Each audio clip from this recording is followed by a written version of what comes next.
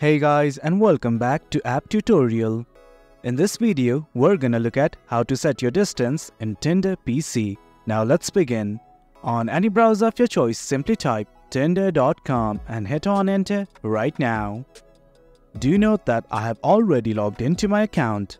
In case you have not, do log in right now. Let's try to change the distance.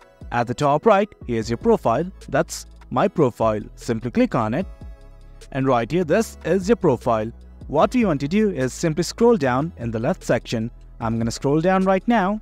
And right here, as you can see, under the Discovery Settings tab, you'll see something like Distance Preferences. You can change the slider as per your wish. I'm changing it right now.